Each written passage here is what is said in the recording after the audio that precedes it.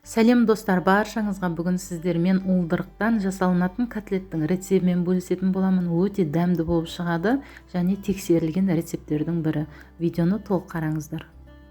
Бізге қажетті заттар: кез келген балықтың уылдырығы, бір чеснок пен бір жуа ұн, қара бұрыш, тұз, жұмыртқа, ас содасы қажет болады. Жуамызды майдалап турап аламыз, болмаса блендердан өткізіп аламыз. Уылдырығымызды жақсылап вилкамен араластырып, ішінен шыққан осындай күленкілерін уылдырықтың сыртында күленкі болады, сондай күленкілерін сыртынан алып, осындай вилканың көмегімен алып, жақсылап бір келкі болғанша осылай араластырып аламыз.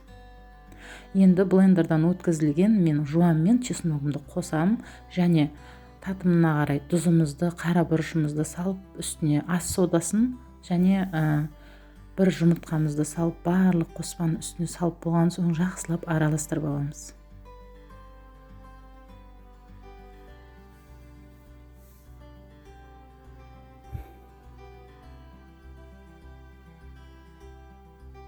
Осылай бір келкі қылып араластырып алып, ең соңынан ұнды бөліп қасықпен осылай қосатын боламыз.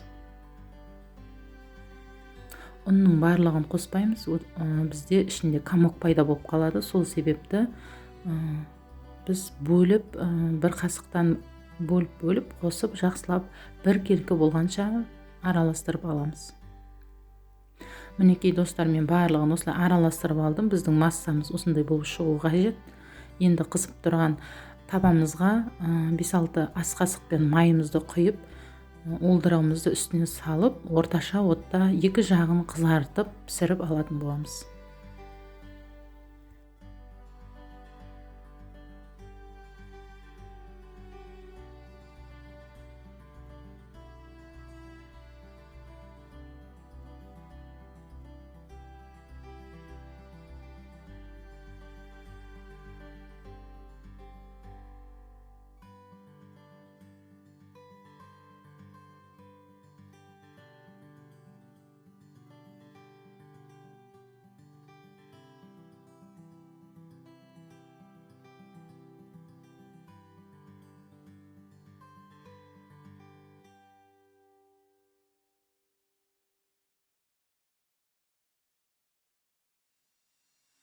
Мінекей достар, мен барлығын осылай пісіріп алдым. Сіздер де қолжетімді бағада жасалынатын котлеттің рецебі, сіздер де жасап көріңіздер. Тексерілген рецеп, өте жұмсақ, өте дәмді болып шығады. Жасап көріңіздер. Жақындарыңызды, үй іштеріңізді қуантыңыздар. Сіздермен бірге болған Жанар Баймұрат. Астарыңыз дәмді болсын, сау болыңыздар. Видеоны соңына дейін қарағандарыңызға рахмет. Менің арнама жазылмаған болсаңыздар, арнама жазып, қоңыраушаны басып қойыңыздар. Келесі шыққан видеомды сіздер бірінші болып көре аласыздар.